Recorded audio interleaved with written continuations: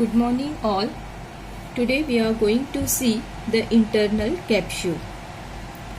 So let us go for the internal capsule. Now to define the internal capsule, we can say it is a compact bundle of neocortical projection fibers. So neocortical projection fibers. So neocortical means it connects the neocortex, and projection fibers. So now to go for the fibers, there are three type of fibers in the white matter: association fibers, commissural fibers, and projection fibers.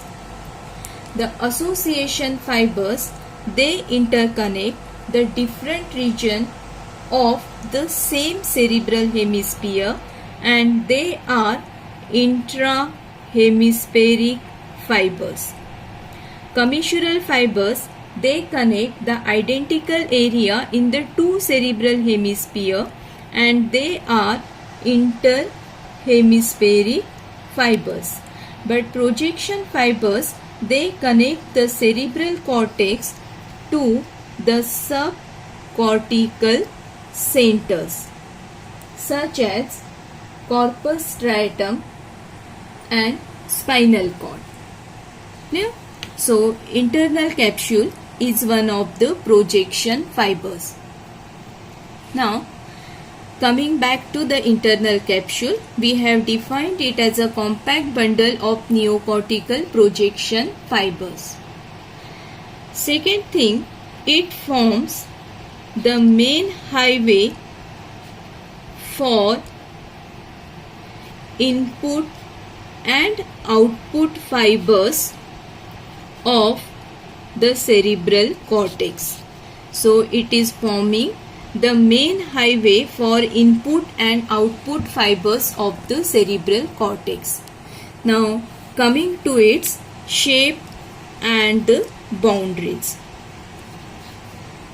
If we take the horizontal section, in the horizontal section we are able to see the internal capsule as a V-shaped structure. So it is seen as a V-shaped structure on the horizontal section. So this is V-shaped structure, and it is bounded on medial side by caudate nucleus and the thalamus. On lateral side it is bounded by the lentiform nucleus. Clear? So on horizontal section it is a V-shaped structure, and its concavity, it is directed laterally. So this becomes the lateral side and this becomes the medial side. On medial side it is bounded by caudate nucleus. This is caudate nucleus. It is also bounded by thalamus on the medial side, whereas on lateral side it is bounded by means of lentiform nucleus. Yeah? Now caudate nucleus and lentiform nucleus, these are the parts of corpus striatum, and corpus striatum is divided in these two parts by means of internal capsule. If we go for the lateral view of the corpus striatum, we are able to see this is the lentiform nucleus, this is the caudate nucleus, head of the caudate nucleus, body and tail of the caudate nucleus. Now this forms the slit for the passage of internal capsule. Here there lies the thalamus. So this is thalamus. Now this is lentiform nucleus, this is caudate nucleus, and this is thalamus. The fibers of internal capsule passes through this slit and divide the corpus striatum into two parts, lentiform nucleus and the caudate nucleus. So the fibers of internal capsule, they pass lateral to the caudate nucleus and medial to the lentiform nucleus. They passes lateral to the caudate nucleus and the thalamus and medial to the lentiform nucleus. So these are the fibers of internal capsule. Okay? So these are the fibers of internal capsule. You can see now, if we go from lateral to medial side, there comes the lentiform nucleus, then comes the fibers of the internal capsule, and then comes medial most the thalamus and the caudate nucleus.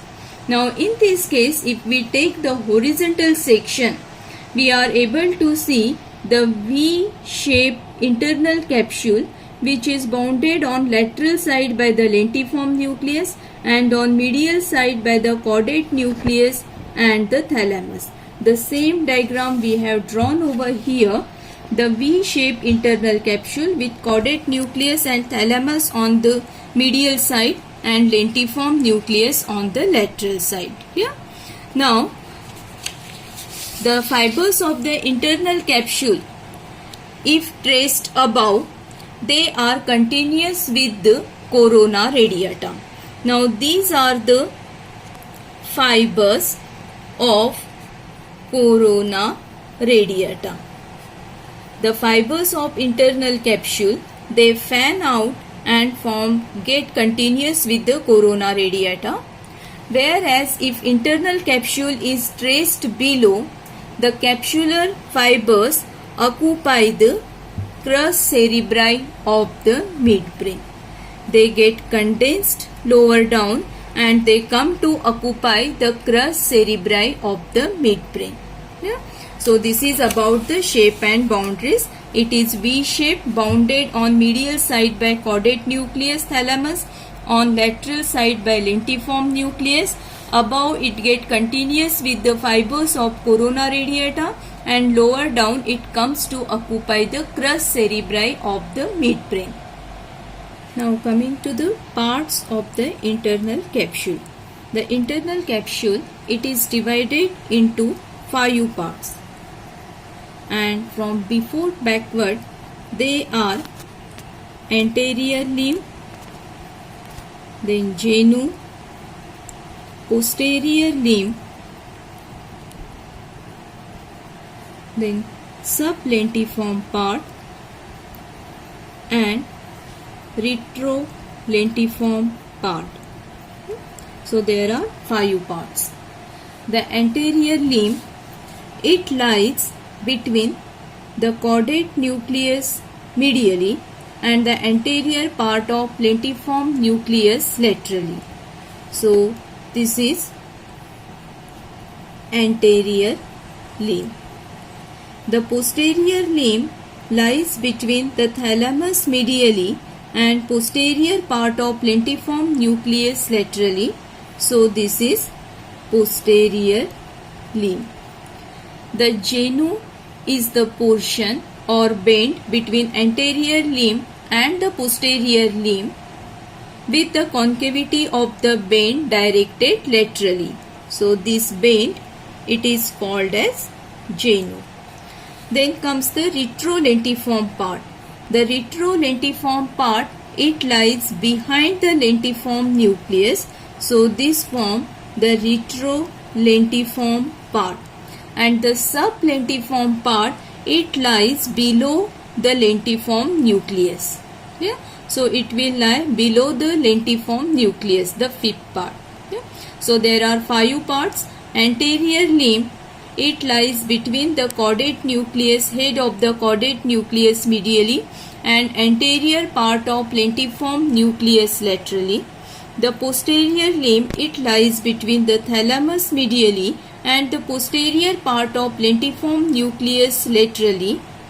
The genu is the bend between the anterior limb and the posterior limb with its concavity directed laterally. Retrolentiform part, it lies behind the lentiform nucleus, and sublentiform part, it lies below the lentiform nucleus. Now coming to the constituent fibers in the internal capsule. So the fibers which are contained in the internal capsule. Now both type of fibers, that are motor fibers and sensory fibers, pass through the internal capsule. So first coming to the motor fibers. The motor fibers which passes through the internal capsule, they are of three types. One, corticopontine fibers. Then second fibers passing are the pyramidal fibers. The third fibers passing through the internal capsule are extrapyramidal fibers. Now first coming to the corticopontine fibers. The corticopontine fibers, they originate from the cerebral cortex and they form the largest group of projection fibers in the internal capsule. These corticopontine fibers, they are named according to the lobe from which they arise. For example, frontopontine fibers, they arise from the frontal lobe. Parietopontine fibers, they arise from the parietal lobe. Occipitopontine fibers, they arise from the occipital lobe, whereas temporopontine fibers, they arise from the temporal lobe. Now the frontopontine fibers, these are most numerous and they pass through the anterior limb, genu and posterior limb. So let us go to the diagrammatic representation of this. So again we will go to the same diagram. So here shows the anterior limb, genu and the posterior limb. So this is anterior limb, genu and the posterior limb, with the head of caudate nucleus on the medial aspect and the thalamus on the medial aspect, whereas lentiform nucleus on the lateral aspect. So this is caudate nucleus, this is thalamus and this is lentiform nucleus. Now the frontopontine fibers, so let us mark the anterior limb, genu, posterior limb and retrolentiform part. The frontopontine fibers, they pass through the anterior limb, genu and the posterior limb of the internal capsule. So these are frontopontine fibers. The parietopontine and occipitopontine fibers, they passes through the retrolentiform part. So these are parietopontine and occipitopontine fibers. Yeah? Whereas temporopontine fibers, these last temporopontine fibers, they passes through the sublentiform part. To show the fibers passing through the sublentiform part, we will go to the another diagram showing here the thalamus.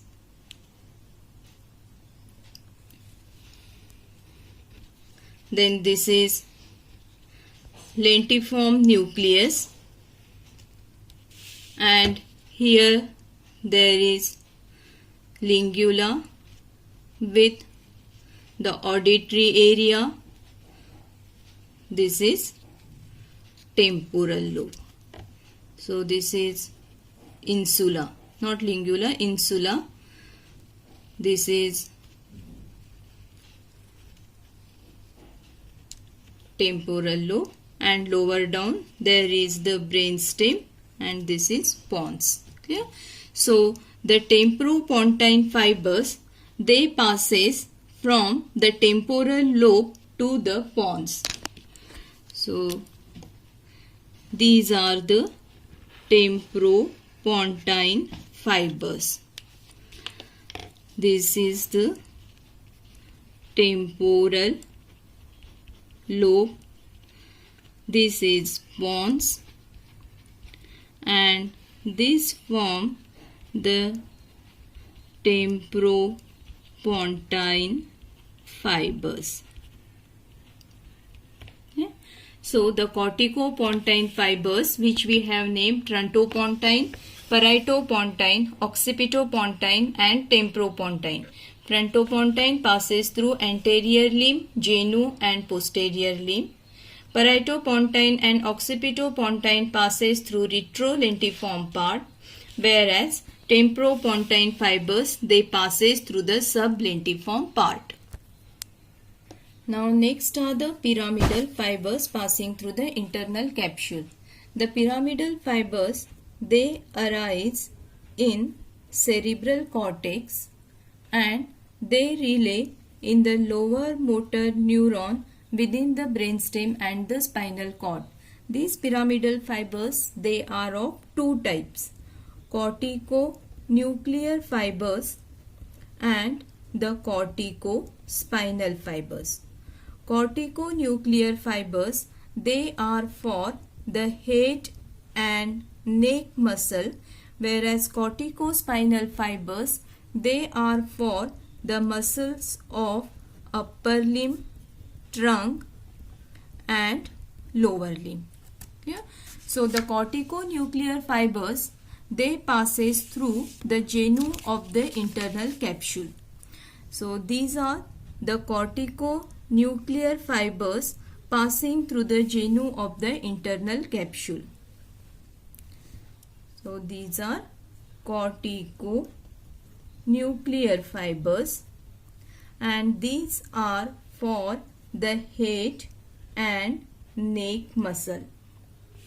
Then corticospinal fibers, they passes through the anterior 2/3 of the posterior limb of the internal capsule, and these fibers we have already seen, they are for the upper trunk, upper limb, trunk and the lower limb. Now the fibers are so arranged that fibers for the upper limb, they are most anterior, followed by the fibers for the trunk, which is followed by the fibers for the lower limb. So these are the corticospinal fibers for the upper limb. These are the corticospinal fibers for the trunk, and these are the corticospinal fibers for the lower limb, and all of these are corticospinal fibers. They are lying in the posterior limb of the internal capsule. So these are the pyramidal fibers. Now coming to the third type of motor fibers, that are the extrapyramidal fibers. These extrapyramidal fibers, they arise in the cerebral cortex and they relay in the subcortical gray matter belonging to the extrapyramidal system. For example, red nucleus, corpus striatum, substantia nigra, etc. These fibers are named according to their destination. For example, the fibers going to the red nucleus, they are called as corticorubral fibers. The fibers going to the corpus striatum, they are called as corticostriate fibers, whereas the fibers going to the substantia nigra, they are called as corticorubral nigral fibers. Now, most of these extrapyramidal fibers occupy the position near the corticospinal fibers in the posterior limb of the internal capsule. So, these extrapyramidal fibers, they lie in the posterior limb of the internal capsule near the corticospinal fibers. So, these are corticorubral fibers. So, these are all the motor fibers passing through the internal capsule. So, we have seen the corticopontine fibers, frontopontine through anterior limb, genu and the posterior limb. Here paritopontine and occipitopontine through retrolentiform part and the temporopontine through sublentiform part. Then pyramidal fibers, corticonuclear through the genu and corticospinal fibers through the anterior 2/3 of posterior limb of internal capsule, whereas extrapyramidal fibers, they passes through the posterior limb of internal capsule. Now, after the motor fibers, let us come to the sensory fibers passing through the internal capsule. The sensory fibers, they are mostly thalamocortical fibers and they radiate from the thalamus in different direction and reach the widespread area of cerebral cortex, and they constitute the thalamic radiation. The other fibers constituting the thalamic radiation are corticothalamic fibers. So, corticothalamic fibers also constitute to form the thalamic radiation. According to the direction of these fibers, the thalamic radiation is divided into different subgroups. Anterior thalamic radiation, then superior thalamic radiation, posterior thalamic radiation and inferior thalamic radiation. Now, this is the cerebral hemisphere. This is the thalamus. The anterior thalamic radiation, it is directed anteriorly. So, this is anterior thalamic radiation. The superior thalamic radiation, it passes superiorly. So, this is superior thalamic radiation. The posterior thalamic radiation, it passes posteriorly. This is posterior thalamic radiation, and this is the inferior thalamic radiation which passes inferiorly. So, this is anterior thalamic radiation, superior thalamic radiation, posterior thalamic radiation and inferior thalamic radiation. Now, this is the thalamus, and we have already seen there lies the lentiform nucleus and the caudate nucleus. Through the gap passes the fibers of the internal capsule. If we go from anterior to posterior side, there will be anterior limb, genu, posterior limb, retrolentiform part, and below is the sublentiform part. So, anterior limb, it will occupy the anterior thalamic radiation. Posterior limb will occupy the superior thalamic radiation. Retrolentiform part will occupy the posterior thalamic radiation, and sublentiform part will occupy the inferior thalamic radiation. So, now let us go to this diagram. So, anterior thalamic radiation, it passes through the anterior limb of the internal capsule. So, this is anterior thalamic radiation, which passes through the anterior limb of the internal capsule. Superior thalamic radiation, it passes through the posterior limb of the internal capsule, and some part of it extend in the genu of the internal capsule. So, this forms the superior thalamic radiation. Superior thalamic radiation. Posterior thalamic radiation, it passes through the retrolentiform part and it connects the lateral geniculate body to the primary visual cortex of the occipital lobe. So this is lateral geniculate body and here posteriorly lies the visual cortex. So this is the visual cortex which lies posteriorly.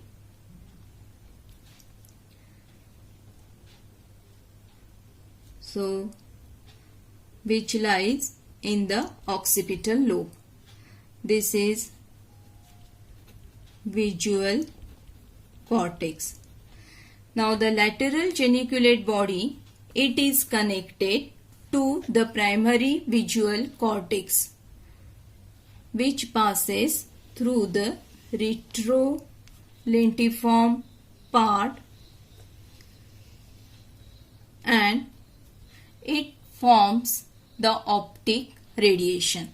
So this is optic radiation and this is the lateral geniculate body.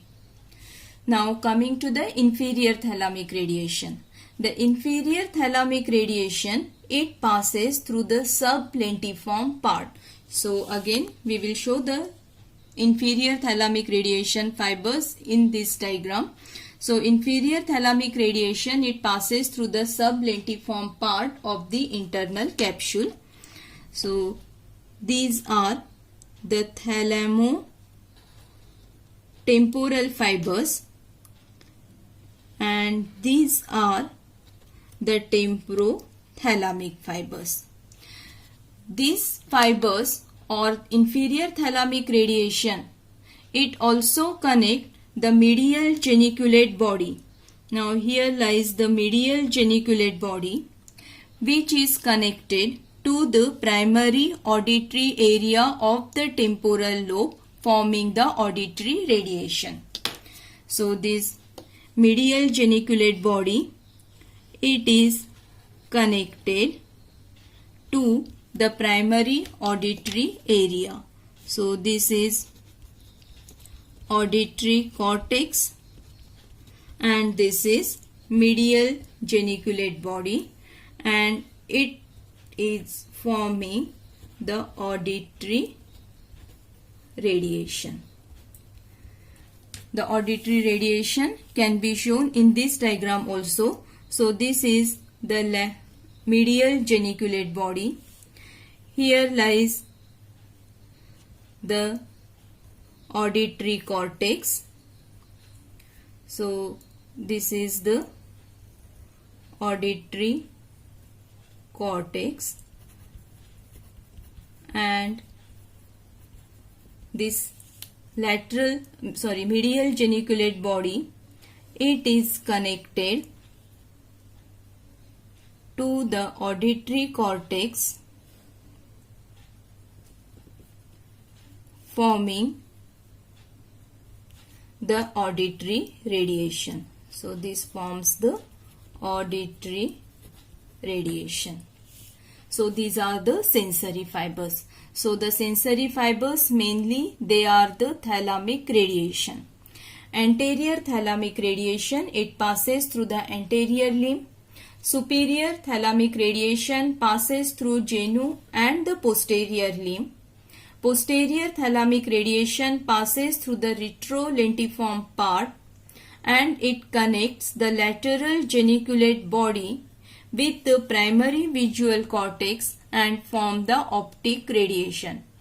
Inferior thalamic radiation, it passes through the sublentiform part and it connects the medial geniculate body to the auditory cortex to form the auditory radiation. So these are all about the constituent fibers passing through the internal capsule. Now coming to the arterial supply of internal capsule. The arterial supply of internal capsule, it is of great clinical significance due to high incidence of vascular lesions of internal capsule called capsular lesion. There are various arteries supplying the internal capsule, and all these arteries we are going to see according to the parts of the internal capsule. So let us come to the parts of the internal capsule, and we know these are anterior limb, genu, posterior limb, sublentiform part and the retrolentiform part. So this is anterior limb, genu, posterior limb and the sublentiform part. So anterior limb, posterior limb, sublentiform part, and this is retrolentiform. Now before going to the blood supply, we will go for the circle of Willis. So circle of Willis, it is formed by, this is internal carotid artery.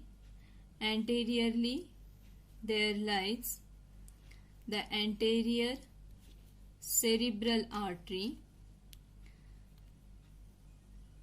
which are communicated by anterior communicating artery. Posteriorly there lies posterior communicating arteries. More posteriorly there are posterior cerebral arteries, which are the branches of basilar artery. Here there lies the middle cerebral artery and anterior choroid artery. Here same. Now with this, let us come to the blood supply of the internal capsule. So first coming to the anterior limb. The anterior limb of the internal capsule, it is supplied by the striate branches of anterior cerebral artery. So this is anterior cerebral artery. One of the striate branch of the anterior cerebral artery, it becomes larger and take a recurrent course, and it is called as recurrent artery of Eubner, and this is responsible to supply the anterior limb. So this is recurrent artery of Eubner, which is a branch of anterior cerebral artery which supplies the anterior limb of internal capsule. Then coming to the genu, genu is supplied by recurrent branch of anterior cerebral artery. It is also supplied by some direct branches from the internal carotid artery. So this is internal carotid artery, and its direct branches are responsible to supply the genu along with the recurrent branch of Eubner's artery. Then posterior limb, it is supplied by the lateral and medial striate branches of the middle cerebral artery. So this is middle cerebral artery. Its medial striate branch and the lateral striate branch, they supply the posterior limb. Now this lateral striate branch, it is longer and it is prone for hemorrhage. Therefore, it is also called as Charcot's artery of cerebral hemorrhage. So this is middle cerebral artery, and these are the striate branches of middle cerebral artery. Among these medial and lateral striate branches, we have seen the lateral striate branch, it becomes longer and it is frequently ruptured, and therefore it is called as Charcot's artery of cerebral hemorrhage. It is more often ruptured because of its longer course. Then coming to the sublentiform part. The sublentiform part, it is supplied by central branches of anterior choroid artery. So this is anterior choroid artery. Its central branch supply the sublentiform part. The sublentiform part, it is also supplied by posterolateral central branches of posterior cerebral artery. So this is posterior cerebral artery, and its posterolateral branch, it supplies the sublentiform part. Then retrolentiform part. The retrolentiform part, it is supplied by posterolateral central branches of posterior cerebral artery. So this is the blood supply of internal capsule. Anterior limb, it is supplied by recurrent artery of Hubner, which comes from the anterior cerebral artery. Then genu, it is supplied by the recurrent artery of Hubner, as well as it is supplied by direct branches from the internal carotid artery.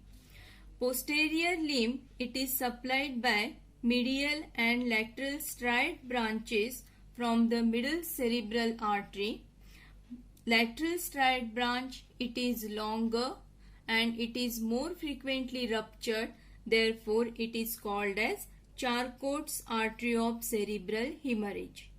Then sublentiform part, it is supplied by central branches of anterior choroid artery and posterolateral central branches from the posterior cerebral artery. Whereas retrolentiform part, it is supplied by posterolateral central branches from the posterior cerebral artery. So this is about the arterial supply of internal capsule. Now coming to the last heading of the internal capsule, that is applied anatomy of the internal capsule. It is very important because of the high concentration of motor and sensory nerve fibers within the internal capsule, even a small lesion may produce widespread paralytic effect and sensory loss in the opposite half of the body. Most of the lesions of the internal capsule, they are vascular in nature and occur due to hemorrhage following rupture of an artery in patients with high blood pressure. In this case, one of the branch may rupture and cause hemorrhage in the substance of the internal capsule, producing sudden collapse of the affected individual, which is commonly known as stroke. If the hemorrhage is small, it will produce widespread paralysis. The hemorrhage commonly occurs due to rupture of artery of cerebral hemorrhage, or it is also called as Charcot's artery of cerebral hemorrhage. This is the most frequently ruptured artery and it supplies the posterior limb of internal capsule. In this case, there will be spastic paralysis of the opposite half of the body due to involvement of pyramidal and extrapyramidal fibers for the upper limb, trunk and the lower limb. Then second artery which may get involved is the recurrent artery of Hübner, which is a branch of anterior cerebral artery. It may get involved due to thrombosis or rupture, and it will result in the paralysis of face and the upper limb because of involvement of corticonuclear fibers in the genu and adjacent pyramidal fibers in the posterior limb for the upper limb, and this paralysis will occur on the opposite side. Then there may be lesion of posterior 1/3 of posterior limb, sublentiform part and the retrolentiform part. If this lesion occurs, it will lead to visual and auditory defect due to involvement of optic radiation and the auditory radiation, which passes through retrolentiform part and the sublentiform part respectively. And the lesion of this part usually occur due to thrombosis of the anterior choroidal artery, which is a branch of internal carotid artery. So this is all about the applied anatomy of the internal capsule, and this is all about the internal capsule.